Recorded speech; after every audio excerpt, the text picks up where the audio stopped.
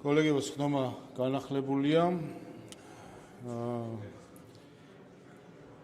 მესამე მოსმენები გვექნება და მალევე გვექნება კენჭისყრა, ამიტომ გთხოვთ რომ არ დატოვოთ დარბაზი. ზოგადი განათლების შესახებ განსაცვლელობა მესამე მოსმენით მოხსენებელი საქართველოს განათლების მეცნიერებისა და ახალგაზრდობის მინისტრის მოადგილე ბატონი ზვიად გაბისონია.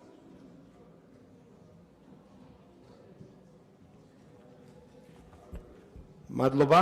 მესამე მოსმენით წარმოგიდგენთ ზოგადი განათლების შესახებ საქართველოს კანონში შესატანი ცვლილებების პაკეტს. მოგახსენებთ, რომ მესამე მოსმენაზე მხოლოდ მცირე ხასიათის სარედაქციო შენიშვნებია შეტანილი. ძირითადად ორთოგრაფიული ტიპის შეცდომა. მადლობთ, რედაქციული ხასიათის შენიშვნები არ არის, დასკვნით სიტყვა თუ გსურთ. არა, მადლობა. მადლობთ, საკითხი განხილულია. შემდეგი უმაღლესი განათლების შესახებ კანონში ცვლილების პაკეტი მესამე მოსმენით გისმენთ. მესამე მოსმენით წარმოგიდგენთ უმაღლესი განათლების შესახებ საქართველოს კანონში შესატან ცვლილებებს. აქაც მოგახსენებთ, რომ მხოლოდ მცირე ხასიათის სარედაქციო შენიშვნებია შეტანილი. მადლობთ, რედაქციული ხასიათის შენიშვნები არ არის. ამავე პაკეტში განათლების ხარისხის განვითარების შესახებ კანონში ცვლილება მესამე მოსმენით. ანალოგიურად მხოლოდ მცირე ხასიათის შენიშვნებია შეტანილი. მადლობთ, რედაქციული ხასიათის შენიშვნები არ არის. ამავე პაკეტში მეცნიერების, ტექნოლოგიებისა და მათი განვითარების შესახებ კანონში ცვლილება მესამე მოსმენით. დამატებით არანაირი სარედაქციო ხასიათის შენიშვნები არ ყოფილა. შენიშვნები რედაქციული ხასიათის არ არის დარბაზიდან, დასკვნით სიტყვა თუ გსურთ. არა, მადლობა. მადლობთ, საკითხი განხილულია. და ბოლოს საკითხი იურიდიული დახმარების შესახებ კანონში ცვლილების პაკეტი პირველი მოსმენით მოხსენებელი ბატონი არჩილ გორდულაძე. მადლობა ბატონო თავმჯდომარე, კოლეგებო კიდევ ერთხელ მოგესალმებით, განსახილველად წარმოგიდგენთ იურიდიული დახმარების შესახებ საქართველოს კანონში ცვლილებებს თავმდევ საკანონმდებლო ცვლილებებთან ერთად მოგახსენებთ აღნიშნული ინიციატივის მიზანს. ზუსტად ეს არის იმ პრინციპის გაგრძელება, რომელთაგან გამომდინარე არაერთ კანონში შევიტანეთ ცვლილება და გამომდინარეობს კონსტიტუციური მოწყობიდან, რომ ახალი ორგანოები ნებისმიერი აღმასრულებელი იქნება და სხვა ფორმის უნდა არსებობდეს კონსტიტუციურ ორგანოებში, საკანონმდებლო ორგანოში, სასამართლო ხელისუფლებაში, მთავრობაში ან კონსტიტუციაში პირდაპირ დასახელებულ კონსტიტუციურ ორგანოებში. ანალოგიურად შევიტანეთ ცვლილებები და პროკურატურის უფლებამოსილებად განისაზღვრა სპეციალური საგამოძიებო სამსახურის უფლებამოსილებები, იგივე არის პერსონალურ მონაცემთა დაცვის სამსახურთან დაკავშირებით, რომელიც აუდიტის გამგებლობაშია. წარმოდგენილი ცვლილებების მიხედვით, ინიცირებული ვარიანტის მიხედვით შემოთავაზებულია საქართველოს პარლამენტისათვის, რომ იურიდიული დახმარების სამსახურის ხელმძღვანელს, რომელსაც ეგრეთ წოდებული ბორდი საბჭო ირჩევს კონკურსის საფუძველზე მოცემულ შემთხვევაში და ამორფულია იურიდიული დახმარების სამსახურის მდგომარეობა არც ერთ სხვა კონსტიტუციური ორგანოს გამგებლობაში არ შედის. წარმოდგენილი ცვლილების მიხედვით პრემიერი შემოთავაზებულია პრემიერმა დანიშნოს სამსახურის დირექტორი და ამავდროულად საბჭო გადახალისდეს, სადაც ექს-ოფიციო წევრები იქნებიან იურიდიულ საკითხთა კომიტეტის თავმჯდომარე, უფლებების კომიტეტის თავმჯდომარე, სახალხო დამცველი, გენპროკურორი, იუსტიციის უმაღლესი საბჭოს მდივანი და მეორე ვერსია გამოითქვა ამასთან დაკავშირებით შენიშვნები, მათ შორის საკომიტეტო წამყვანი კომიტეტის ფარგლებში საკომიტეტო განხილვისას, ამავდროულად ჰქონდათ საკუთარ და აქვს საკუთარი მოსაზრებები ადვოკატებს და პროფესიულ წრეებს, რომელთა აზრითაც გენპროკურორის საბჭოში ყოფნა შესაძლებელია იწვევდეს კონფლიქტს, ინტერესთა კონფლიქტს და მიუხედავად იმისა, რომ აქვს ამ აზრს, რა თქმა უნდა, არსებობის უფლება, მაგრამ ვერ ვხედავთ ასეთ საშიშროებას ინტერესთა კონფლიქტის თაობაზე. კომიტეტის ფარგლებში მიღებული იქნა გადაწყვეტილება, ვიმსჯელეთ, რომ საერთოდ თუ გენერალურ პროკურორთან დაკავშირებით არსებობს ასეთი კითხვის ნიშნები, მაშინ საბჭოში აღარ იყოს, მაგრამ ამავდროულად გამოითქვა კითხვები, რომ და დაისვა საკითხი, რომ საერთოდ მაშინ საბჭოში ნებისმიერ პირის ჩართულობა, რომელიც არ არის დაკავშირებული პირდაპირ სამსახურთან, ანალოგიურ კითხვის ნიშნებს ხომ არ გააჩენს და კომიტეტის ფარგლებში ვიმსჯელეთ, რომ საბჭოს უფლებამოსილება საერთოდ აღარ იყოს საბჭო და კანონით გაიწეროს დირექტორის უფლებამოსილებები, ხოლო დირექტორი დანიშნოს იუსტიციის მინისტრმა და იუსტიციის სამინისტრო სისტემაში იყოს შემავალი. განსახილველად თავაზობთ ორივე ვერსიას.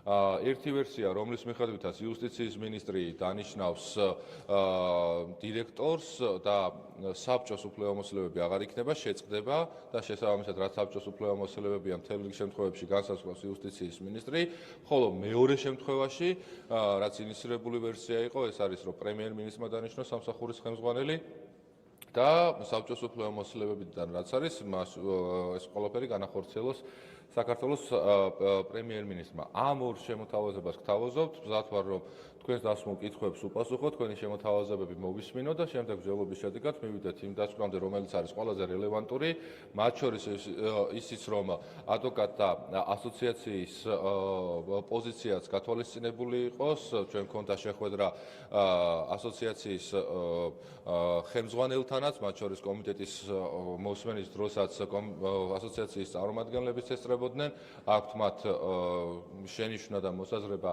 გენერალურ პროკურორის მონაწილეობასთან დაკავშირებით საბჭოში და თუ რაც იქნება თქვენი შემოთავაზება, ყველაზე ეფექტური იმისათვის, რომ სამსახურის ეფექტიანობა იყოს უზრუნველყოფილი და პირებს, რომლებსაც არ აქვთ შესაძლებლობა, რომ იურიდიული დახმარებით, ანუ დაცვის უფლებით თავისი ხარჯებით ისარგებლონ და რაშიც სახელმწიფო თავის სახსრებს ხარჯავს და იხდის, რაც უმნიშვნელოვანესია, რომ მათ შორის სოციალურად დაუცველი პირების ადვოკატის მომსახურებით უზრუნველყოფა იყოს გარანტირებული ამ ბიზნეს მისაღწევად ერთი მხრივ, ხოლო მეორე მხრივ, რომ ის კონსტიტუციური მოწყობა და ლოგიკა, რაც არის ზოგადად კონსტიტუციურ ორგანოებთან დაკავშირებით, ესეც რომ უზრუნველყოფილი იყოს, შემოგთავაზეთ, მისჯელოთ და მივიღოთ საბოლოო გადაწყვეტილება.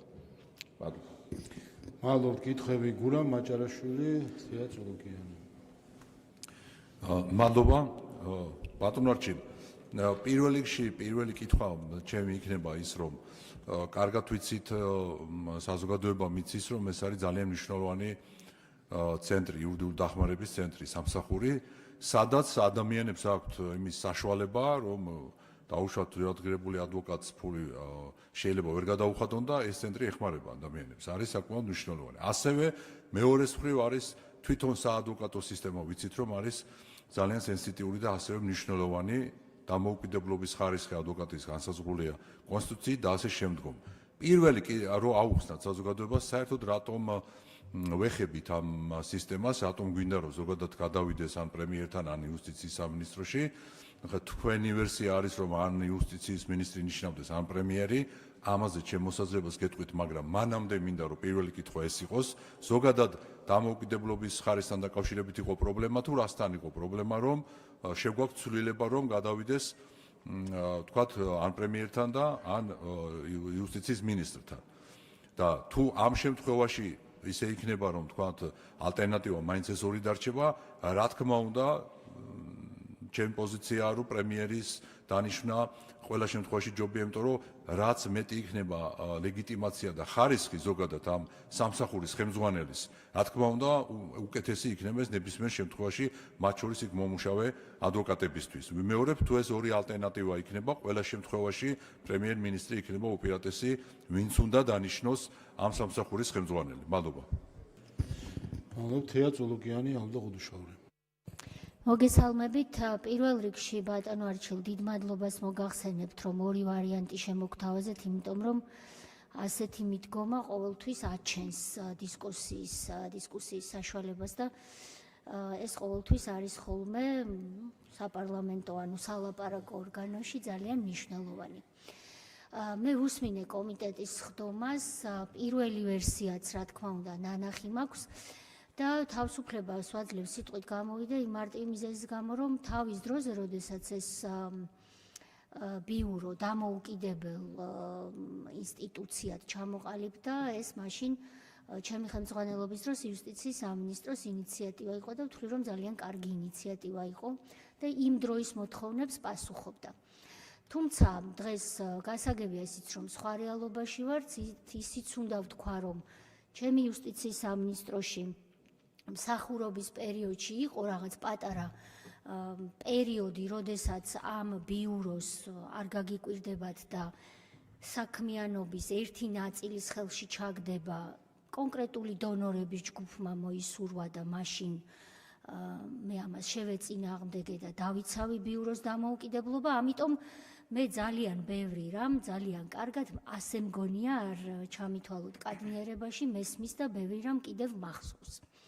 ეხლა რაც შეეხება ამ ინიციატივას, ამიტომ მე არ დავობ იმაზე, რატომ ვაკეთებთ, რეალობა სხვა არის და გასაგებია. მოდით შევარჩიოთ ის, რაც არის საუკეთესო. ალბათ არავის ამ დარბაზში ეჭვია არ ეპარება, რომ იუსტიციის სამინისტროსთვის ბატონ თავმჯდომარეს ვთხოვ, რომ სულ ოდნავ დრო დამიმატოს, რომ იუსტიციის სამინისტროსთვის არც კომპეტენციებით გამდიდრება, არც ყოველივე საუკეთესო, მე არ შეიძლება არ მიხაროდეს.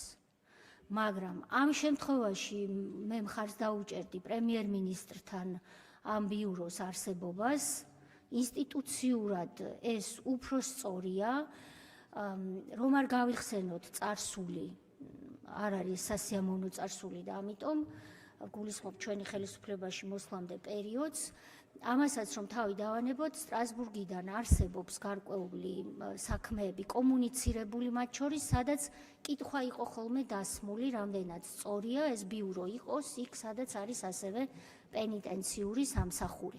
ამას შეიძლება უპასუხოთ, რომ არ არის პრობლემა, შეიძლება ვიღაცამ უპასუხოს პრობლემაა, მაგრამ ჩემი პოზიცია ცალსახად ამ დისკუსიაში იქნებოდა ის, რომ რასაკვირველია მაღალ დონეზე ჯობს, თან გვაქვს იმის ფუფუნება, რომ ამ გარდამავალ პერიოდში პრემიერ-მინისტრი თავადი იურისტია და საუკეთესოდ ინსტიტუციურად მოაწყობდა ამ ბიუროს სწორედ ამ მაღალი დონის ინსტიტუციის ფარგლებში და არა იმ სამინისტროში, რომელიც სხვა სამინისტროებს მოეწყინებათ, ჩემთვის დღემდე ყველაზე ძვირფასია. მადლობთ ალუდა ღუდუშაური, ზურაბ ქადაგიძე. მადლობა, ბატონო თავმჯდომარე, მოგესალმებით, კოლეგებო. ბატონო არჩილ, დიახ, მეც ვფიქრობ, რომ იმასთან დაკავშირებით მე აღარ შევჩერდები და არ წავიღებ დროს, რომ მის ახსნაში, რომ თუ რაოდენ დიდი არის და ის პასუხისგებლობა, რომელიც ამ სამსახურის თითოეულ ადვოკატს აქვს და ზოგადად ადვოკატის სამსახური ქვეყანაში არის უმნიშვნელოვანესი, რამე თუ სამართლიანი, ეფექტური გნებავთ ხარისხზე ორიენტირებული და სიმართლის, ანუ მართლმსაჯულების აღსრულებაში არის განუზომლად დიდი. შესაბამისად, ჩვენ ყველანი ამაზე ვთანხმდებით, რომ ეს ასე არის და ამისთვის ჩვენმა ხელისუფლებამ სწორედაც ესეც მინდა შევახსენოთ ჩვენ საზოგადოებას და იმათ კიდევ ვინც ამ თემით სპეკულირებს, რომ ჩვენ გავაკეთეთ სწორედაც ჩვენ გადავდგით ის ნაბიჯები, რომ დღეს თითოეული ადვოკატის როლი და მისი ფუნქცია და დამოუკიდებლობა არის კონსტიტუციით გარანტირებული და ადვოკატისთვის მის საქმიანობაში ხელის შეშლა არის პირდაპირ დანაშაული. ამიტომ ესეც სათქმელი არის და აქედან გამომდინარე მე ვფიქრობ, რომ იუსტიციის სამინისტროში ამ სამსახურის გადატანით ნამდვილად ჭრილი მიადგება, მე ვფიქრობ, რომ სამართლიანი მართლმსაჯულების განხორციელებას რამე თუ ვინც არ არის იურისტი, მათ გასაგონად მინდა ვთქვა, რომ იუსტიციის სამინისტროსაც აქვს საგამოძიებო დანაყოფი და ხშირ შემთხვევაში, როდესაც ადვოკატებს მაგალითად თავმჯდომარეს ვთხოვ, რომ დავიმატოს რამოდენიმე ხშირ შემთხვევაში, როდესაც ადვოკატებს და არა მარტო თეორიულად შეიძლება ეს პრაქტიკაშიც დაუდგეთ საჭიროება იმისა, რომ სამართლად წარმოება დაიწყონ და აპლიკაცია გააგზავნონ იმ უწყებაში, რომელიც პირდაპირ კონფლიქტში იქნება იუსტიციის სამინისტროსთან, ეს ნამდვილად შექმნის თეორიულ რისკს და ჩვენ რამე თუ არ გვინდა რომ ჭრილი მიადგეს ამ პროცესს, ნამდვილად მე ვფიქრობ, რომ პრემიერ-მინისტრთან მისი ასე ვთქვათ არსებობა არის ნამდვილად გამართლებული და ასევე ხაზი მინდა გაუსვა, რომ იმ სპეკულაციებს ასევე რომ თეორიულად შეიძლებოდა რომ ასევე ჭრილი მიეყენებინა გენერალური პროკურორის არსებობას ბორჩი, ნამდვილად მისასალმებელი არის, რომ სწორედაც ამ მსჯელობის შედეგად კომიტეტზე თუ შემდეგ უკვე დღევანდელ პლენარულ დომაზე ყველამ კარგად დაინახა, რომ ჩვენ ვართ გუნდი, რომელიც მსჯელობთ და ვიღებთ სამართლიან და ჩვენ საზოგადოებაზე ორიენტირებულ გადაწყვეტილებას. დიდი მადლობა. მადლობთ ზურაბ ქადაგიძე, გიგა ფარლავა. მოგესალმებით კოლეგებო, ბატონო არჩილ, მე კომიტეტზეც მოგახსენეთ ჩემი აზრი და მაშინ ვითხოვე რომ რამენაირად უფლებამოსილებები თქო სწორად იქნება განმარტოთ და მიზანშეწონილობაზე ვისაუბროთ ხო. ნამდვილად ისაუბრეს შინაარსობრივი თვალსაზრისით კოლეგებმა უფრო მეტად ისაუბრეს და ამ კუთხით აღარ გადაკლით და პირდაპირ მინდა გკითხოთ რომ თუ კი ვთქვათ პრემიერ-მინისტრის პრეროგატივა იქნება ამ შემთხვევაში ბორდზე რა აზრის ხართ ზოგადად და მის უფლებამოსილებას. აი ეს უფრო მაინტერესებს თუ ვთქვათ ამ რაღაცა ამ ორი ვერსიიდან რაღაცა სიმბიოზი გამოგყავს ესე რომ ვთქვათ. მადლობა. გიგა ფარულავა, რადი ინათამიშვილი. ბატონო არჩილ თქვენ თავადაც ბრძანეთ საბჭოს შემადგენლობის შესახებ და მაინტერესებს როგორ აიხსნება ინტერესთა კონფლიქტის არარსებობა, როდესაც სივრდული დახმარების საბჭოს შემადგენლობაში იქნება გენპროკურორი, ანუ მხარე, რომლის წინააღმდეგაც სასამართლო პროცესზე იბრძვის ასე ვთქვათ ეს ადვოკატთა კორპუსი. ინტერესთა კონფლიქტის არარსებობა როგორ აიხსნება? მადლობთ, რატი იონათამიშვილი. მოგესალმებით, პირველი რაც მინდა აღნიშნო, მოგხსენებათ, თუნდაც ბოლო 8 წლის განმავლობაში პარლამენტის ორ კომიტეტზე 16 ჯერ იყო ამ სამსახურის ანგარიშის მოსმენა და ამ 16 კომიტეტიდან სულ 5 კითხვა არ დაუსვამს ჯამში 8 წლის მანძილზე ოპოზიციას, ამიტომ ვინც ამბობს, თითქოს ამ სამსახურზე გული შეტკივა, ის ნამდვილად არ არის გულწრფელი. რაც შეეხება უშუალოდ იმ საკითხს, რომელიც ბატონმა არჩილმა დააყენა, ჩვენ კომიტეტზე გვქონდა მსჯელობა ამასთან დაკავშირებით და მაშინ გამოითქვა მოსაზრება იუსტიციის მინისტრთან დაკავშირებით და სამინისტროსთან დაკავშირებით. იქიდან გამომდინარე, რომ იუსტიციის სამინისტრო არის ჩვენს ქვეყანაში სახელმწიფო სერვისების გამახორციელებელი ერთ-ერთი ყველაზე მსხვილი და ეფექტური უწყება, მაგრამ მიუხედავად ამისა, რა თქმა უნდა, მნიშვნელოვანი ჩვენთვის მთავარი ამოცანა არის, რომ ამ შემთხვევაში სერვისი, რომელსაც მოქალაქეებს აწვდის იურიდიული დახმარების სამსახურის სწრაფად და ეფექტურად ეწოდებოდეს ჩვენს მოქალაქეებს, ამიტომ მე როგორც იმ კომიტეტის თავმჯდომარე, რომელიც სავალდებულოა ამასთან დაკავშირებით და როგორც ვატყობ, განსხვავებული მოსაზრებები უკვე აღარ არის დარბაზში, გთავაზობთ, როდესაც კენჭისყრაზე დადგება სწორედ პრემიერ-მინისტრთან დაქვემდებარებაში უყაროთ კენჭი აღნიშნული სამსახურის, თქვათ აი ამ გაგრძელებას და არა რომელიმე კონკრეტულ უწყებასთან დაკავშირებით და ბატონა ალუდას არგუმენტით საგამოძიებო ფუნქციასთან დაკავშირებით ვფიქრობ, რომ ნამდვილად გასათვალისწინებელია და ამ კონსულტაციების ფონზე საბოლოო ჯამში ვფიქრობ, რომ ეს ვერსია ბევრად უფრო მისაღები იქნება, რაც შეეხება საბჭოს ვფიქრობ, რომ ნამდვილად არ არის მიზანშეწონილი საბჭოს დარჩენის აუცილებლობა და ვფიქრობ, რომ ეს აღარ უნდა გაყვეს ამ შემთხვევაში აღნიშნულ სამსახურს, თუნდაც იმიტომ, რომ თუ ჩვენ ეს ფუნქცია გვინდა პარლამენტიდან რომ ავიღოთ საპარლამენტო ზედამხედველობისთვის, საკმაოდ ძლიერი ინსტრუმენტები ისედაც რჩება საქართველოს პარლამენტს, არა მხოლოდ აღმასრულებელ ხელისუფლებაზე, არამედ გთხოვთ 30 წამი მეყოფა, არამედ იგივე კომიტეტის ფარგლებში ჩვენ შეგვიძლია კომიტეტზეც მოწვევა სამსახურის უფროსის და მისგან მნიშვნელოვან საკითხებზე გასაუბრება და მოსმენა და ამაზე ნამდვილად ვერავინ ვერ შეგვბოჭავს და ამავდროულად ყოველთვის შეუძლია საქართველოს პარლამენტის წევრს დეპუტატო კითხვითაც მიმართვა, ასე რომ ამ მხრივ ვერანაირ გამოწვევებს ვერ ხედავ, პირიქით ეს საქართველოს პარლამენტის რეგლამენტით მოწესრიგებული, ამიტომ გთავაზობთ ხარი დაუჭიროთ პრემიერ-მინისტრის დაქვემდებარებაში ქვეშ გადაყვანას. მადლობთ, გისმენთ ბატონ არჩილ. მადლობა კოლეგებო კითხვებისათვის. კიდევ ერთხელ ბატონი გურამის კითხვაც იყო, რომ შევეცადე გამომახვილებინა ამ საკითხზე ყურადღება. მთავარი საკითხი არის, რომ როდესაც ახალი სტრუქტურა იქნება, ახალი დაწესებულება, რომელიმე კონსტიტუციური ორგანოს ქუთქვეშ ბწყალებში, რომ ვთქვათ, სამართლებრივი სლენგი რომ ვიხმაროთ, უნდა არსებობდეს და უნდა შეიქმნას ან მაგალითად პარლამენტის ქვეშ, ან მთავრობის ქვეშ, ან სასამართლო ხელისუფლების ქვეშ, ან იმ კონსტიტუციური ორგანოების ქვეშ, რომელიც პირდაპირ დასახელებულია და მათი უფლებამოსილებლები გარანტირებულია საქართველოს კონსტიტუციით.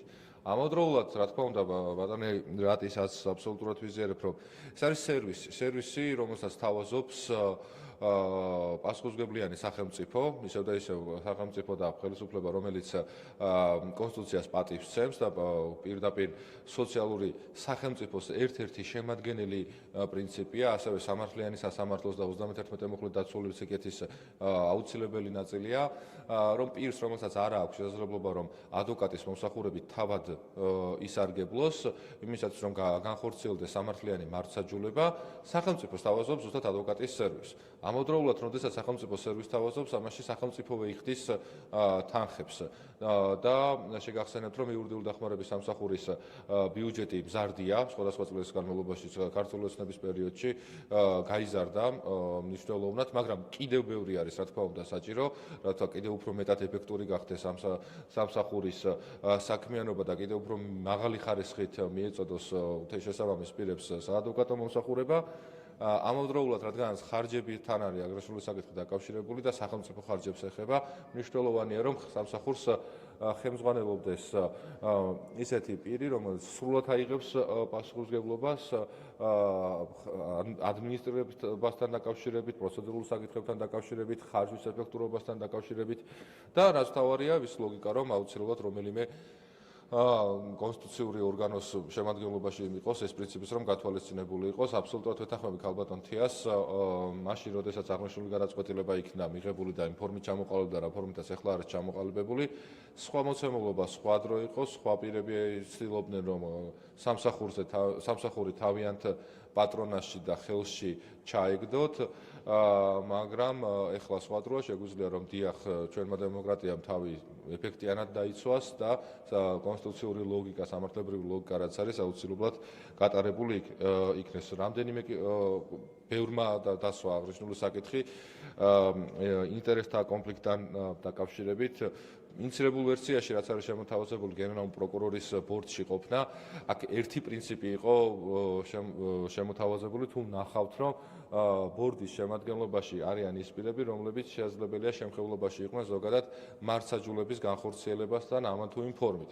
მაგალითად, საქართველოს პარლამენტი იურიდიული კომიტეტი და ადამიანის უფლებათა დაცვის კომიტეტი იმ კუთხით, რომ ძირითადად ამ საკითხებთან დაკავშირებული საკანონმდებლო სივრცეში განსახილველი კანონპროექტები ამ კომიტეტებზე განიხილება.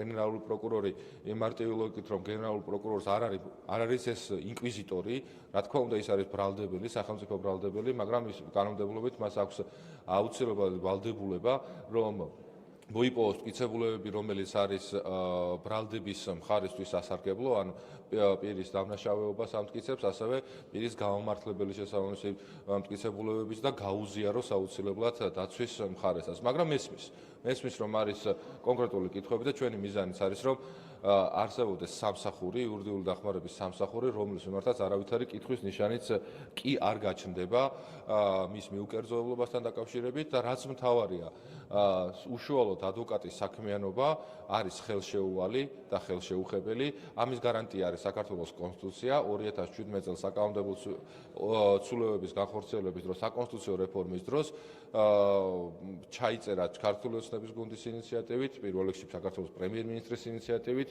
მოქმედი პრემიერ-მინისტრის ინიციატივით, რომ ადვოკატის საქმიანობის თავისუფლება გარანტირებული იყოს კონსტიტუციის დონეზე.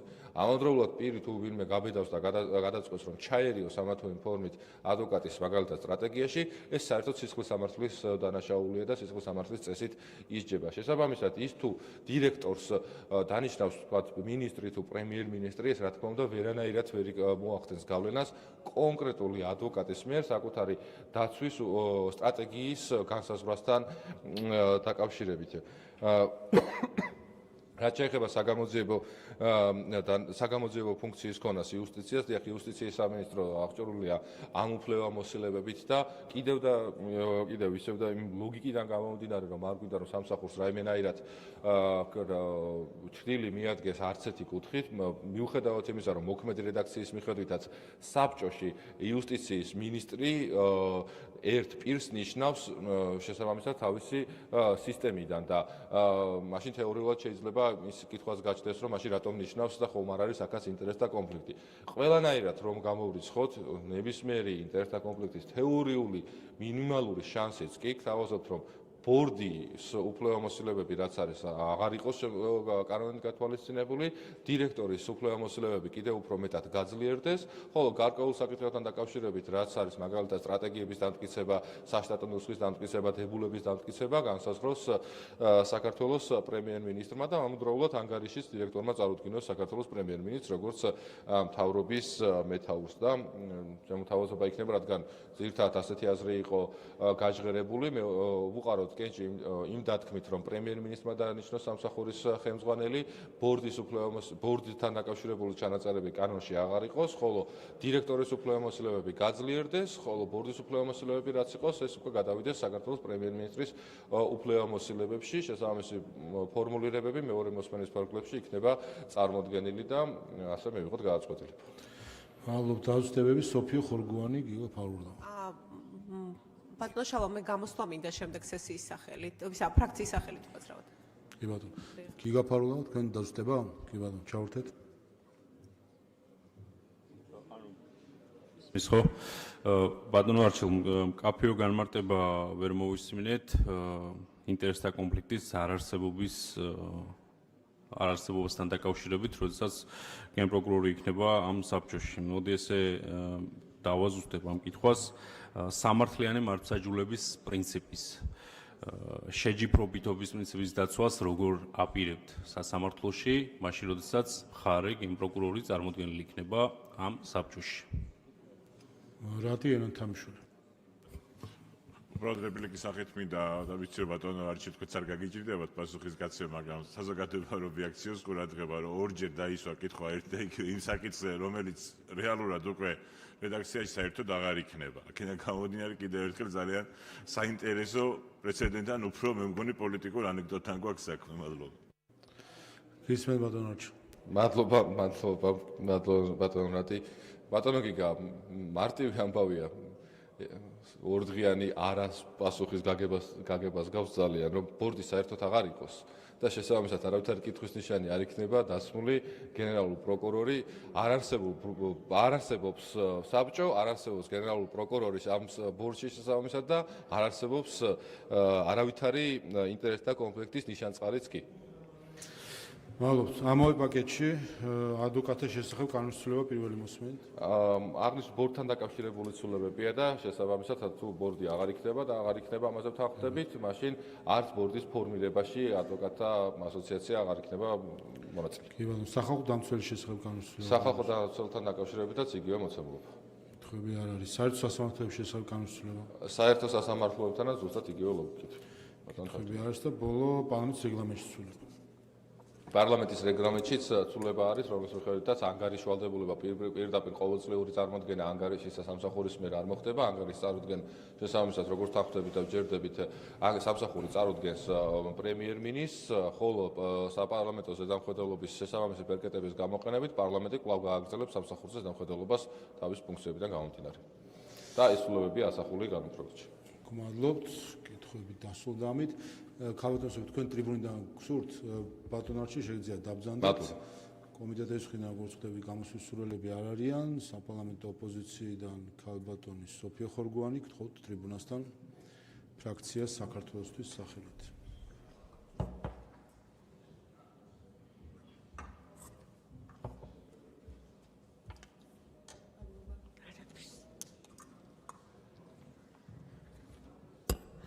შეიძლება ბატონო შალვა. მოგესალმებით, მოგესალმები საქართველოს მოქალაქეებს. თქვენს მიერ წარმოდგენილი კანონ პროექტის განმარტებით ბარათში არის მითითებული, რომ მოქმედი კანონმდებლობით იურიდიული დახმარების სამსახური თავის საქმიანობაში დამოუკიდებელია და იგი არ ექვემდებარება არც ერთ სახელმწიფო ორგანოს და ანგარიშვალდებულია მხოლოდ საქართველოს პარლამენტის წინაშე. ეს უნდა შევცვალოთ თქვენი კანონპროექტით. ბატონ არჩილს წინადღეს აქ მოტანილი ჰქონდა საქართველოს კონსტიტუცია. რა თქმა უნდა, შეიძლება წიგნები ატარო ხელით, ჩანთით, თავზე შემოიწყო. მთავარია გონებაში გაიაზრო რა წერია კონსტიტუციაში. შეურაცხყოფას გვაყენებთ თქვენ იმ გადაწყვეტილებებით, რომელსაც გვთავაზობთ.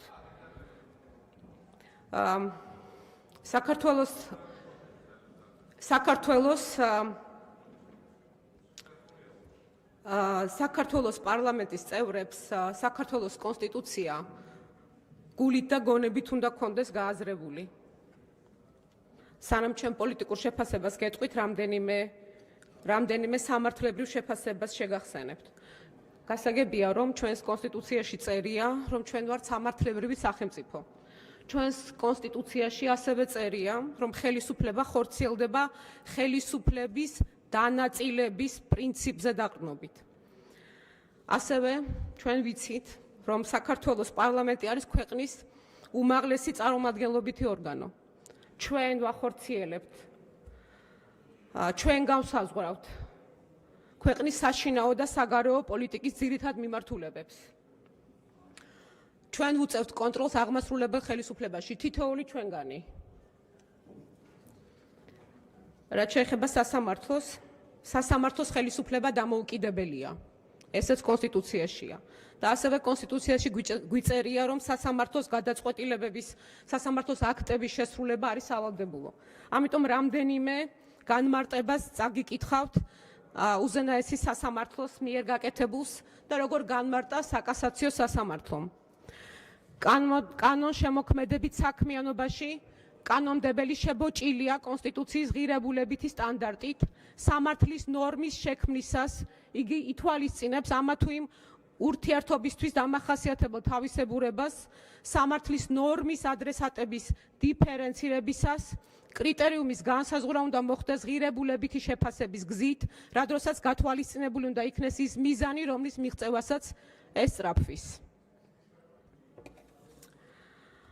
სამართლებრივი სახელმწიფოს პრინციპი, ამასაც საკასაციო სასამართლო განმარტავს საქართველოს. სამართლებრივი სახელმწიფოს პრინციპი აწესებს კანონის ნორმების ერთმანეთთან ისე შეხამების ვალდებულებას, რომ ესა თუ ის მოქალაქე არ აღმოჩნდეს დაუცველი ურთიერთსაწინააღმდეგო მოვალეობისაგან. კანონშემოქმედებითი საქმიანობის განხორციელებისას კანონმდებელი შეზღუდულია ნორმატიული, სოციალური, ლოგიკური, ენობრივი და სხვა ხასიათის შეზღუდვებით. კერძოდ, კანონმდებლის ნორმატიული შეზღუდვა კონსტიტუციიდან და სამართლებრივი სისტემის კონსტიტუციით დაცულ ნორმათა კომპლექსიდან გამომდინარეობს. ასევე საკასაციო სასამართლო განმარტავს, რომ ადვოკატის დამოუკიდებლობა კანონის უზენაესობის ძირითადი ელემენტია. ასევე თქვენ იცით, არა მარტო ჩვენი, არამედ მაგალითად ევროგაერთიანების ადვოკატთა ქცევის კოდექსიც ამას ადგენს, რომ ადვოკატის პროფესია მოითხოვს სრულ დამოუკიდებლობას, თავისუფლებას ყოველგვარი გარეშე გავლენისგან. ასევე აღსანიშნავია და მასაც ეყრდნობა საკასაციო სასამართლო, რომ უნივერსალური და რეგიონალური ორგანიზაციის დოკუმენტებში ადვოკატის დამოუკიდებლობა ძირითადად აღიქმება როგორც დამოუკიდებლობა სახელმწიფოს ზემოქმედებისგან. რა თქმა უნდა, ადვოკატს სჭირდება თავისუფლება და ეს თავისუფლება უნდა იყოს უზრუნველყოფილი. ასევე საკასაციო სასამართლო ამასაც განმარტავს, რომ სხვადასხვა სახის ადვოკატები ყავს, პრაქტიკოსი ადვოკატები ფართოგაგებით, რომელიც იყოფა ორ კატეგორიად, ყავს ადვოკატები, რომლებიც საჯარო ხელისუფლებაში მონაწილეობენ და აგრეთვე ცალკე გამოყოფს და ამბობს, რომ ქვეყანაში ფუნქციონირებს იურიდიული დახმარების სამსახური, რომელში დასაქმებული ადვოკატები, როგორც სახელმწიფოს მიერ დაფინანსებული დაცვის ადვოკატები, ჰიბრიდულ კატეგორიას მიეკუთვნებიან. მაგრამ მიუხედავად იმისა, რომ ისინი არიან მთავრობის მიერ დაქირავებულები, ისინი ადვოკატთა ასოციაციის წევრები არიან და ისინი არ იძენენ საჯარო მოსამსახურის სტატუსს. და ასევე იურიდიული დახმარების ბიუროს ადვოკატი თავისი საქმიანობის განხორციელებისას ხელმძღვანელობს საქართველოს კონსტიტუციით და ადვოკატთა შესახებ საქართველოს კანონით. და მოქმედებენ ასევე საქართველოს ადვოკატთა ასოციაციის საერთო კრების მიერ დამტკიცებული ადვოკატთა პროფესიული ეთიკის კოდექსის შესაბამისად. და ბოლოს საკასაციო სასამართლო მიიჩნევს, რომ ადვოკატის დამოუკიდებლობის პრინციპი სახელმწიფოს ავალდებულებს დაიცვას და შექმნას ქმედითი მექანიზმები ადვოკატის დამოუკიდებლობის სტანდარტის, როგორც ნორმატიული, ასევე პრაქტიკული თვალსაზრისით და სრულიად მიუღებელია სხვადასხვა თვისობრივად განსხვავებული ინსტიტუტების, ამოცანებისა და მიზნების სათანადო, საფუძვლიანი გააზრების გარეშე კანონის ნების შეუსაბამო სასამართლო განმარტებების მეშვეობით პრინციპულ დონეზე გამიჯნული პროფესიული სტატუსების, საჯარო მოსამსახურისა და ადვოკატის სამსახურეობრივი თავსებადობის დამკვიდრება. შემიძლია კიდევ გავაგრძელო, მაგრამ მე მგონი საკმარისად არ გეტყობათ.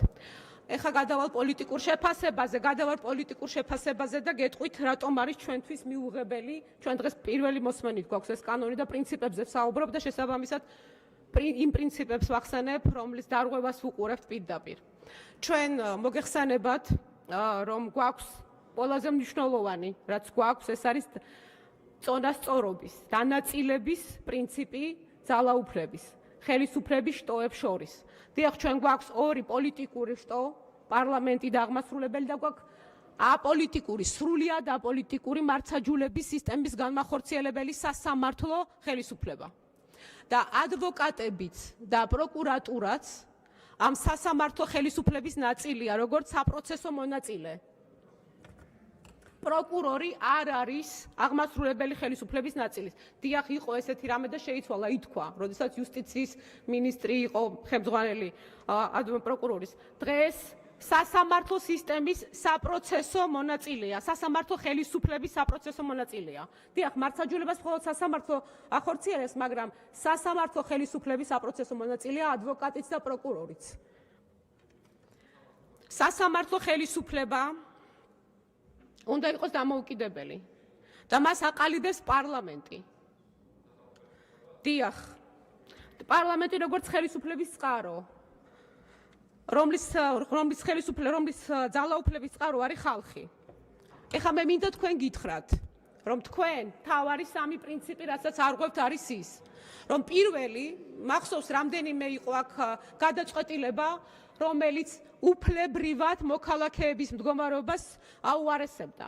მაგრამ ეს პირველი შემთხვევა, რასაც ამ ბოლო დროს უყურებ, როცა პარლამენტი თვითონ იზღუდავს თავის უფლებამოსილებას და გადასცემს პრემიერს, აღმასრულებელ ხელისუფლებას. ეს პირველი.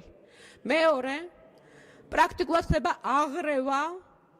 აღრევა სასამართლო ხელისუფლების და აღმასრულებელი ხელისუფლების.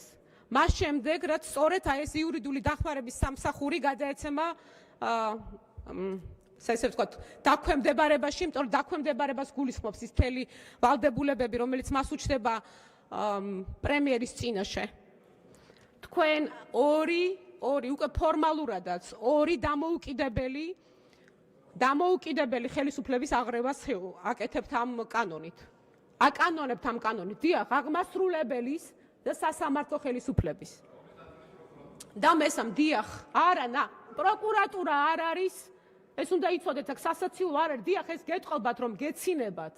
დიახ, გეტყობათ, რომ არ გესმით და არა გაქვთ გააზრებული, პროკურატურა არ არის აღმასრულებელი ხელისუფლების ნაწილი, პროკურატურა არის სასამართლო ხელისუფლების ნაწილი. ძალიან სამწუხაროა ჩემთვის ამაზე საუბარი, რომ იწევს აქ. ჩვენ ის ადამიანები, ვინც უნდა განსაზღვრავდეთ ქვეყნის საშინაო და საგარეო პოლიტიკას, დღეს თქვენ ხართ ირაკლი კობახიძის ახირებების შემსრულებლები. ირაკლი კობახიძე, რომლის ეგომაც მისი პროფესიონალიზმი დაჩრდილა. და მან გადაწყვიტა, რომ რაც შეიძლება მეტი ძალაუფლება საკუთარი სამსახურის ქვეშ დაილაგოს. გვაჩვენოს, რომ რაღაცა ეკითხება, რაღაც გადაწყვეტილებებს იღებს, ახლა ეს განათლების სისტემის შესახებ, სასწრაფოდ რეფორმას რო აკეთებს.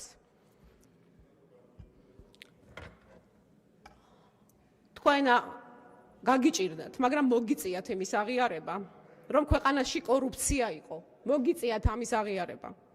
რა თქმა უნდა, გაგიჭირდათ, მაგრამ მოგიწიათ იმის აღიარება, რომ სიდუხჭირე გვაქვს, ფასები გაიზარდა, მოგიწიათ ამის აღიარება. დიახ, კი, მესმის, რომ ირაკლი ღარიბაშვილს ეგრევე გაემიჯნეთ, სანამ მამალი სამჯერ დაიყივლებდა. იგივე სიზამთ ირაკლი კობახიძის შემთხვევაში, როცა ეს ვითარება შეიცვლება. რამდენიმე ადამიანს აქ ვენდობი, როგორც იურისტს. და გთხოვთ როგორც იურისტებმა. მაგრამ პირველ რიგში როგორც საქართველოს მოქალაქეებმა, რა თქმა უნდა, როგორც საქართველოს პარლამენტის წევრებმა, რომელიც პასუხისგებელი ხართ იმაზე, თუ როგორი სახელმწიფო ექნება ჩვენ სამშობლოს. გაიაზრეთ, რომ სანამ ამ გადაწყვეტილებას მიიღებთ. ჩვენ გვჭირდება სამართლებრივი და სამართლიანი სახელმწიფო. თანამედროვე სახელმწიფო, სადაც სისტემებს და კანონებს ისე შევქმნით, რომ ძალაუფლების მატარებელი არ იყოს მჩაგვრელი, არ გახდეს მჩაგვრელი. იმიტომ რომ მჩაგვრელი ხელისუფლება ყოველთვის ცუდად ამთავრებს. და მე არ მინდა რომ ამ ქვეყანაში ხელისუფლებებმა ცუდად დაამთავრონ ხოლმე, ციხეში დაამთავრონ. დიახ, უნდა მოვახერხოთ ჩვენს ეგოებზე მაღლა დადგომა. იმიტომ რომ ჩვენ სახელმწიფო საქართველოს უნდა აუშენოთ. სახელმწიფო, სადაც უფლება მოსილება, სახელმწიფო ხელისუფლებებს შორის იქნება გამიჯნული, სადაც წონასწორობა იარსებებს, სადაც საქართველოს პარლამენტი შეასრულებს ამ მთავარ ფუნქციას. იყოს თითოეული მოქალაქის წარმომადგენელი და არა ირაკლი კობახიძის ახირებების გამტარებელი. ირაკლი კობახიძე, რომელიც ახლა სასწრაფოდ ესეთი დაჩქარებული წესით რეფორმას გვაჩეჩებს, განათლების სისტემის პირიქით, რაც შეიძლება მეტი საზოგადოების წევრი რო ყოფილიყო ამაში ჩართული ამის ნაცვლად. და ახლა ჯერ რომ შემოგვიტანებთ, რომ იუსტიციის სამინისტროს გვთავაზობთ, ან ახლა და ვითომ უკეთესი ვერსია გვაქვს ახლა პრემიერის დაქვემდებარება, რატომ როგორც მუშაობს, როგორც არის, რას ერჩით? რატომ არის აუცილებელი ახლა სადღაც აუცილებლად ირაკლი კობახიძის ქვეშ ამ ინსტიტუტის გადატანა? ნუ მოარგებთ სახელმწიფოს პიროვნებებს. იმიტომ რომ ეს პიროვნებები იცვლებიან. სახელმწიფო და საქართველო რჩება. ვერ ვიტყვი რომ იმედი მაქვს რომ მოისმენთ ჩემს ნათქვამს. მაგრამ მაინც კიდევ ერთხელ მოგიწოდებთ. ნებისმიერი თქვენი გადაწყვეტილების დროს, როგორც საქართველოს პარლამენტის წევრებმა, საპარლამენტო რესპუბლიკაში, იმოქმედეთ პირველ რიგში საქართველოს სახელმწიფოს ინტერესებიდან გამომდინარე. მადლობა. პოზიციიდან სხვა სრული არ არის, უმრავლესობის სახელით ალუდა ბატონო ადგილიდან ალუდა გუდუშაური ალუდა გამოთქვენ შემდეგ მოგცემ თქვენ. ალუდა გუდუშაური რამდენი წუთი ბატონო ალუდა? ბატონო 20 5 წუთი.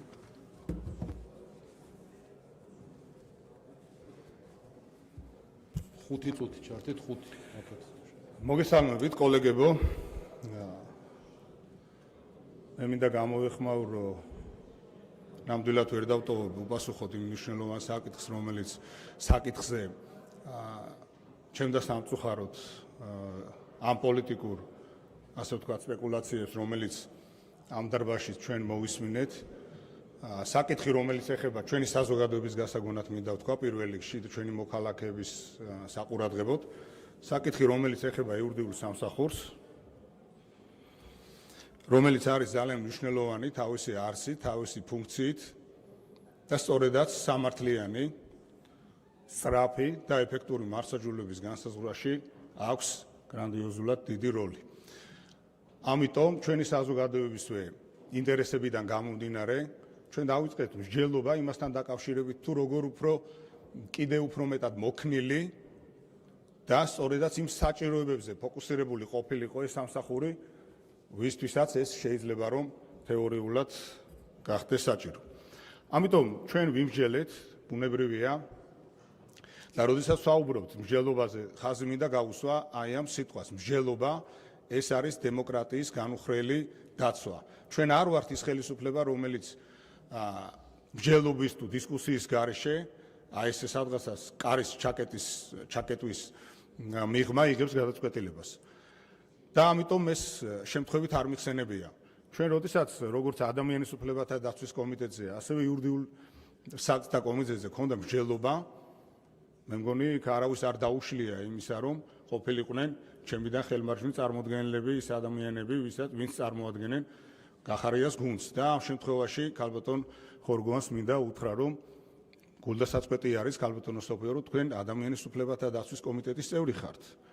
და ადამიანის აი აღნიშნულ კომიტეტზე, როდესაც იყო მსჯელობა 2 დღის უკან, სადაც იყვნენ სწორედაც ადვოკატები წარმოდგენილი და მათი სიტყვა და ჩვენი დისკუსია და მსჯელობა ძალიან საინტერესო იყო. მე ვერ ვიხსენებ, რომ თქვენ ამ დისკუსიაში მიიღეთ მონაწილეობა. ჩაერთეთ, მიიღეთ მონაწილეობა გამოთქვით რაიმე აზრი, ან გნებავთ პროფესიულად, ან გნებავთ კრიტიკულად, ან გნებავთ ანგაჟირებულად, საერთოდ არა. მაგრამ სამწუხარო არის, რომ თქვენ ალბათ გითხრეს, რომ სასესიო წვდომათა დარბაზში უფრო მეტი კამერა არის, სადაც უფრო მეტად გაშლით ამ საკითხს. ეს გულის ტკივილი შემიძლია გითხრათ, იმიტომ რომ საკითხი, რომელზეც ჩვენ საუბრობთ, საერთოდ არ არის პოლიტიკური დღის წესრიგის შემქმნელი. და ამიტომ მე ასევე მინდა უთხრა იმ ადამიანებს, ვინც იმ ადვოკატებს თუ ცალკეულ პირებს, ასევე პოლიტიკოსებს, რომლებიც ხშირ შემთხვევაში საერთოდ მე დაახლოებით 17 წელიწადი პრაქტიკოსი ადვოკატი გახდით. საერთოდ ეს ადამიანები სტომათა დარბაზთან მიკარებული კი არა, კილომეტრით ჩავლილები არ არიან. საერთოდ მონაწილეობა არ მიუღიათ პროცესში. საერთოდ მარცხსაჯულების განხორციელება როგორ ხდება წარმოდგენა არ აქვთ. ამიტომ საზოგადოებას მინდა პატივისცე, რა თქმა უნდა და მათ მინდა რომ უთხრა, რომ ეს ყველაფერი არის ტყუილი, სიცრუე. და თქვენ როდესაც საუბრობთ და ეს არის დამაკნინებელი, მე წამოცდენას დავარქმევ თქვენი მხრიდან მხოლოდ და მხოლოდ იმიტომ რომ თქვენ როდესაც საუბრობთ რომ ადვოკატების გადატანა ხდება, ეს არის შეურაცხყოფელი. ადვოკატების გადატანა არსად არ ხდება. ადვოკატს ვერსად ვერ გადაიტანთ. ესენი არიან თავისუფალი პროფესიის ღირსეული ადამიანები და ჩვენ აი ამ როგორც თავისუფალი პროფესიის ინდივიდუალური დამოუკიდებლობის შექმნისთვის კიდევ უფრო მეტ ბერკეტს ვთავაზობთ. და ასევე ქალბატონო სოფო, თქვენ ახსენეთ რამოდენიმეჯერ რომ ყობახიძის ახირებებს აყოლებთ საკითხს. ბატონ გიგასი არ იყო საერთოდ საკითხული არ ქონდა ის შემოთავაზებული, რომელიც ალბათ მის გაჯეტში და ელექტრონულ მოწყობილობაშიც არის და იკითხება ნამდვილად რომ აღარაფერი ვთქვათ მატერიალური სახით, სადაც საერთოდ არ წერია ის რომ უკვე გენერალური პროკურორი ბორდის წევრი თეორიულადაც შეიძლება იყოს. აი ბატონი გიგასი არ იყოს, თქვენც მინდა გითხრათ. თქვენ საერთოდ საკითხული არ გაქვთ. ბოდიშუხტის საზოგადოებას, მაგრამ გარტყმაში არ ახართ რაზე არის საუბარი. იმიტომ რომ ეს რომ თქვენ გწოდნოდათ დღევანდელ კონსტიტუციაში ბატონი ყობახიძის მიერ იქნა სწორედაც ჩაწერილი ძალიან მნიშვნელოვანი, მე გეტყოდით უმნიშვნელოვანესი, რომელიც თითოეული ადვოკატისთვის არის უაღრესად დიდი ბერკეტი, რომ კონსტიტუციის დონეზე არის ადვოკატის პროფესიული საქმიანობა დაცული. აი სწორედაც აი ეს იქნა ჩაწერილი ბატონი ირაკლი ყობახიძის მიერ. დღეს თქვენ რომ ახირებას არ ქმევთ და იძახით რომ სადმე გადატანა ხდება. ახლა მე მინდა უთხრა აი ამ მაღალი ტრიბუნიდან ჩვენს პატივცემულ ადვოკატებს. დიახ, თქვენ ხართ ძალიან დიდი კორპორაცია და ძალიან მნიშვნელოვან საქმეს აკეთებთ და მინდა ყველა კეთილსინდისიერ ადვოკატს უთხრა. თქვენ თითოეული თქვენთაგანი ინდივიდუალურ დონეზე ხართ დაცული, დამოუკიდებელი, გარანტირებული არის ამ ქვეყანაში ადვოკატის საადვოკატო საქმიანობა და მასში ხელშეშლა არა ჩემი სიტყვებით არის გარანტირებული, არა რომელიმე ფიზიკური თუ ინდივიდუალური პირის მიერ არის გარანტირებული, არამედ კონსტიტუციით და სისხლის სამართლის კოდექსი იცავს ადვოკატის საქმიანობას. ამიტომ ყველაგვარი სპეკულაცია აღნიშნულთა დაკავშირებით მიმაჩნია რომ არის დახურული და როგორც ქალბატონო სოფიო, თქვენს ლიდერს უყვართ ხოლმე თქმა წერტილი არის აქ. ამიტომ ეს თემა აბსოლუტურად დახურული არის. ტყუილად ჭიქაში ქარიშხლის ატეხვა უბრალოდ სუსტად წარმოგაჩენთ. ამიტომ ჩვენ საზოგადოებას მინდა უთხრა.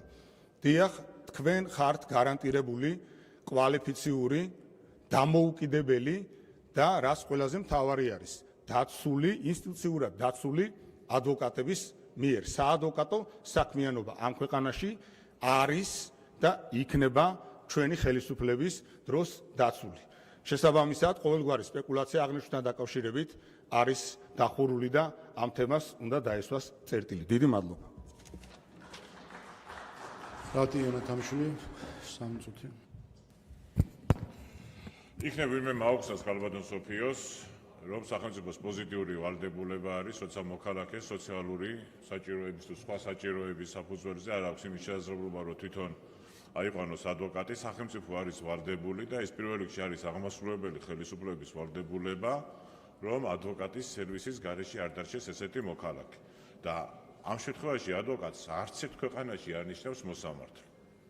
პირიქით, ეს არის აღმასრულებელი ხელისუფლების ვარდებულება და იმ ლოგიკით, რომელიც ლოგიკასაც თვითონ ავითარებ და რასაკვირველია, სასამართლო პროცესის ყველა მონაწილე შეიძლება მართლმსაჯულების ნაწილად, როგორც მართლმსაჯულების ხელისუფლების, სასამართლო ხელისუფლების ნაწილად მივიჩნიოთ, მათ შორის ალბათ მოწმედ ზოგიერთებს გონიათ, რომ არის სასამართლო ხელისუფლების ნაწილი. ეს ვფიქრობ, რომ ძალიან არაადეკვატური და უცნაური შეფასებებია და მით უმეტეს რა არის ისიც, როდესაც კომიტეტზე ხდება იურიდიული სამსახურის ანგარიშის მოსმენა და მე განგებ აღვნიშნე ეს, არც ერთ კითხვას არ სვამს ოპოზიცია. ეს ნიშნავს, რომ ოპოზიცია საერთოდ არ აინტერესებს და არ ადარდებს იურიდიული დახმარების სამსახურის მუშაობა. და მხოლოდ საშემოდგომო სესიაზე ორი ანგარიში იყო, ერთი ადამიანის უფლებების, მეორე იურიდიულ საკითხთა კომიტეტზე და არც ერთ ამ ანგარიშის დროს არც ერთი კითხვა ოპოზიციას ხაზგასმით ვამბობ არ დაუსვამს. ბატონმა არუდამაც აღნიშნა და მაშინაც, როდესაც ადამიანის უფლებების დაცვის კომიტეტზე განვიხილავდით ამ საკითხს, არც ერთი კითხვა არ იყო ამ კონკრეტული ფრაქციისა თუ პოლიტიკური ჯგუფისგან დასმული.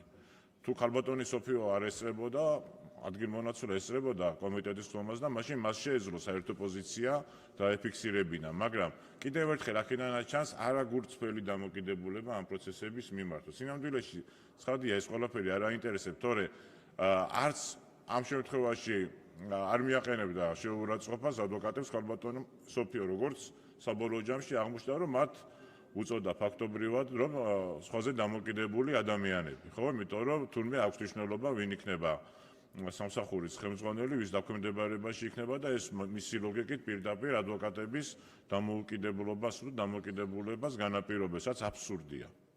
ეს არის პირდაპირ შეურაცხყოფა ამ ღირსეული პროფესიის წარმომადგენლების, რომ თურმე ვინმეზე და რამეზე საკუთარი სინდისის გარდა ყოფილა დამოკიდებული მათი დამოუკიდებლობა, რომელსაც ნამდვილად იცავს საქართველოს კონსტიტუციის 31 მუხლის მესამე პუნქტი. და ეს კონსტიტუციის დონეზე არის აყვანილი და სხვათა შორის დღესაც ადვოკატი საკუთარ სტრატეგიას არ უთანხმებს იურიდიული სამსახურის უფროს, უთანხმებს მხოლოდ საქართველოს მოქალაქეს, ვის ინტერესებსაც იცავს და მომავალშიც ესე იქნება. აქ მხოლოდ ადმინისტრირებაზე არის საუბარი.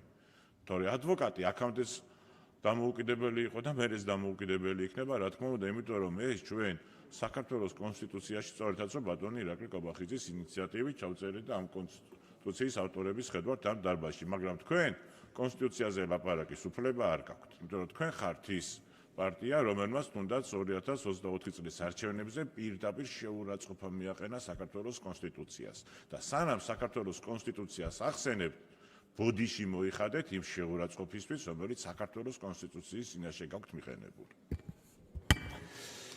მადლობთ ამსრულებელი არიან, ბატონ არჩილ დასკვნით სიტყვა თუ გსურთ, ხოთ?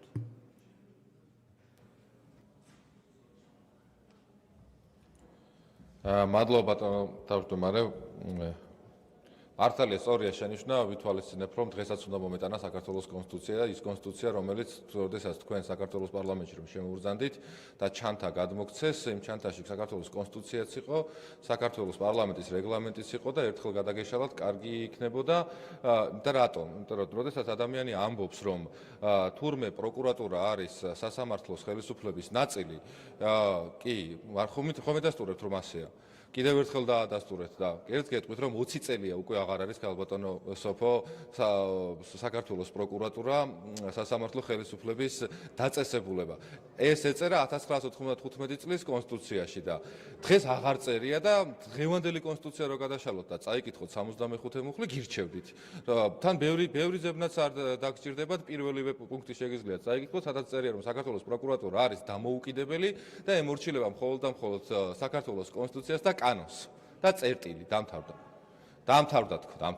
და არა სასამართლო ხელისუფლებას და მართალიც არის, აი რა არგუმენტი შეიძლება მოვიფიქროთ, რა კონტრარგუმენტი უნდა შევთავაზოთ ადამიანს და ოპონენტს, რომელიც ფიქრობს, რომ ის რაც საქართველოს კონსტიტუციაში აღარ წერია 20 წელია უკვე ამის გამაბათილებელი შეიძლება არსებობს. არ არსებობს ასეთი რამე და რა ვიცი, როდესაც რამე საკითხზე გვექნება ხოლმე მოსაზრება ცოტა მეტ კომპეტენტურობას და ცოტა მეტ არგუმენტირებას მოველის საზოგადოება თქვენივე ამორჩეველი, ჩვენ არა საერთოდ, თქვენივე ამორჩეველი თქვენგან.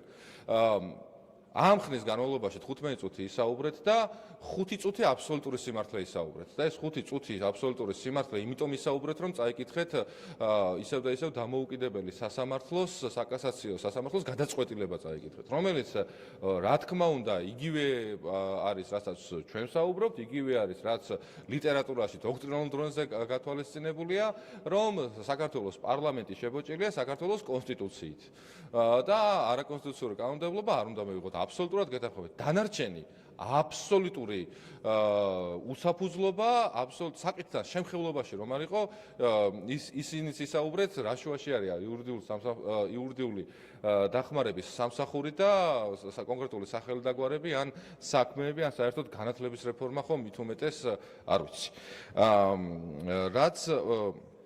რასაც თქვენ ამბობთ დამოუკიდებლობასთან დაკავშირებით და ჩაურევლობასთან დაკავშირებით, მოდი კონსტიტუცია რომ არ წავიკითხეთ, გავიგე, გასაგებია. ახალი რედაქცია რომ არ ვიცით, ესეც გასაგებია. მაგრამ წარმოდგენილი კანონპროექტი არის და ის კანონი მაინც წავიკითხა, რომელშიც სრულებები შედის. დირექტორის უფლებამოსილება საერთოდ არ იცვლება. ვერანაირად მოქმედი რედაქციის მიხედვით და სულ რომ არაფერი ხელი არ მოუკიდოთ ამ კანონს, დირექტორი ვერანაირად ვერ ჩაერება ვერცერთი ადვოკატის საქმიანობაში. ვერ განუსაზღვრავს დაცვის თავის სტრატეგიას, ვერ მიუთითებს, რომ როგორ წაიყვანოს საქმე, რა მტკიცებულებები დაურთოს საქმეს, ან არ დაურთოს, ან ვის მიემხროს, ან არ მიემხროს, ასეთი რამე გამორიცხულია. და კიდევ ერთხელ გეტყვით, რომ ამ კუთხით არავით არის ცვლილება საქართველოს კანონში არ შედის და ვერ რჩევა. იმიტომ რომ ადვოკატის დამოუკიდებლობა გათვალისწინებული და გარანტირებულია საქართველოს კონსტიტუციით და ნებისმიერი ჩარევა იწვევს სისხლისამართლებრივ პასუხისმგებლობას. ჩვენი შემოთავაზებული ცვლილება გულისხმობს დირექტორის, ამ დაწესებულების სერვისის მიმწოდებლის ხელმძღვანელის დანიშვნას კონკრეტული პოლიტიკური თანამდებობის პირის მიერ. რომელიც არის თავისი შინაარსით, რა თქმა უნდა, სერვისი და თუ არ იცვლება დირექტორის უფლებამოსილება, ამ დირექტორს ვინ დანიშნავს, რომელი თანამდებობის პირი, რანაირად შეიძლება ესახდენდეს გავლენას კონკრეტული ადვოკატის უფლებამოსილებაზე. არა და ვერა. მაგრამ როდესაც გონია, რომ ჩანაწერი, რომელიც კონსტიტუციაში 20 წელია უკვე აღარ არსებობს და მოქმედი გგონია, მაშინ რა თქმა უნდა ნებისმიერი სხვა საკითხის გასამყარებლად ნებისმიერი მოსაზრება შეიძლება უბრალოდ გავაჟღეროთ და კი ბატონო, კონსტიტუციითვე გარანტირებულია ადამიანის გამოხატვის თავისუფლება და აზრის ქონა აბსოლუტურად მიუღებელი და არასწორიც რომ იყოს.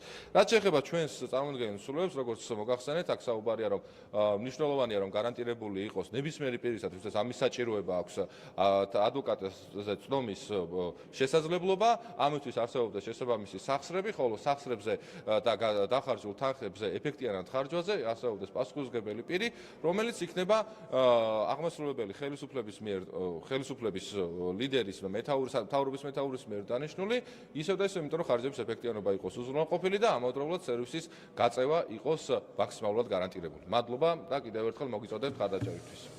მადლობა, საკითხი განხილულია.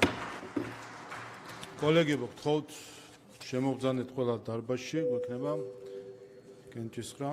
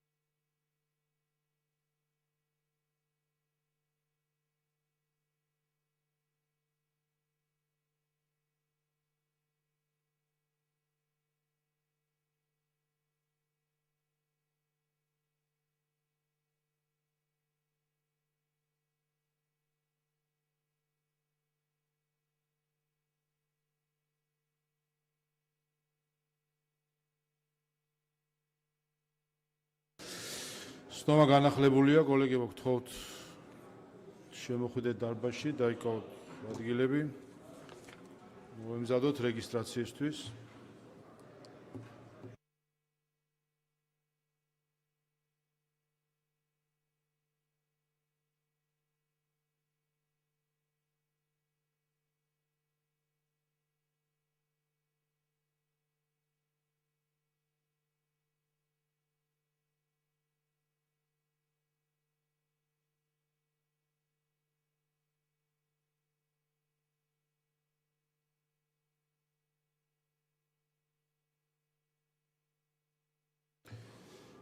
მოემზადოთ რეგისტრაციისთვის, გთხოვთ ჩართოთ რეგისტრაციის რეჟიმი.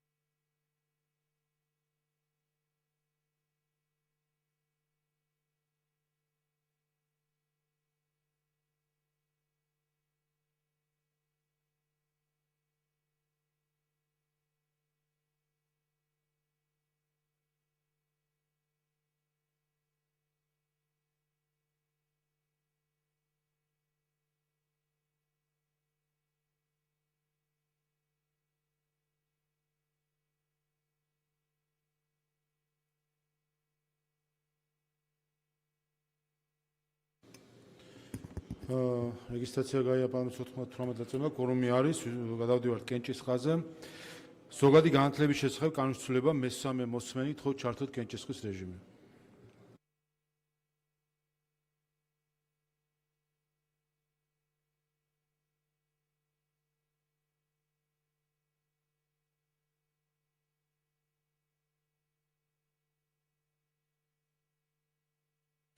ოთხმოცდახუთი მომხრე 10 წინააღმდეგი კანონი მესამე მოსმენით მიღებულია.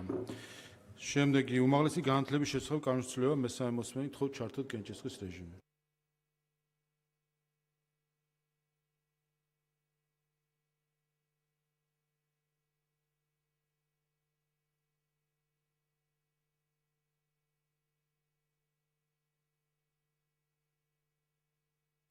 ოთხმოცდაექვსი მომხრე 10 წინააღმდეგი კანონი მესამე მოსმენით მიღებულია. ამავე პაკეტში განათლების ხარისხის განვითარების შესახებ განსაცვლელობა მესამე მოსმენით, გთხოვთ ჩართოთ კენჭისყრის რეჟიმი.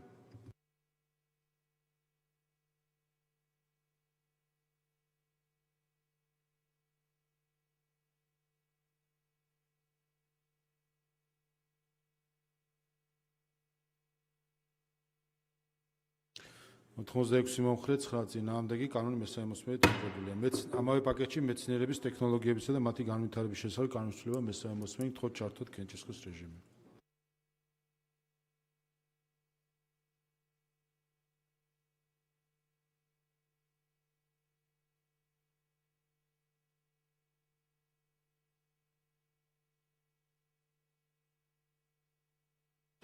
ოთხმოცდახუთი მომხრე 10 წინააღმდეგი პაკეტი მესამე მოსმენით მიღებულია. შემდეგი იურიდიული დახმარების შესახებ განსაცვლელების პაკეტი პირველი მოსმენით, გთხოვთ ჩართოთ კენჭისყრის რეჟიმი.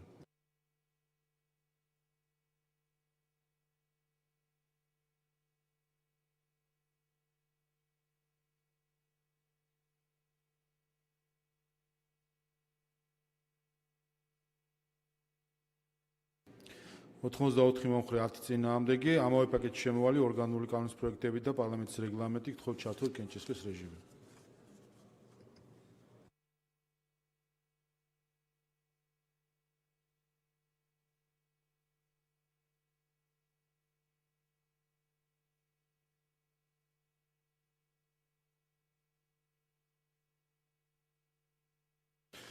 ოთხმოცდაერთი მომხრე 8 წინააღმდეგი პაკეტი პირველი მოსმენით მიღებულია. კოლეგებო, ამით ამოვწურეთ მიმდინარე კვირის საკითხები. შემდეგი დღეები შეგიძლიათ დაუთმოთ საკომიტეტო სამუშაოს, ასევე მომავალ კვირის ბიუროს ხდომას რაც შეეხება, ამას დამატებით გაცნობებთ ბიუროს წევრებს. დღევანდელი ხდომა დახურულია.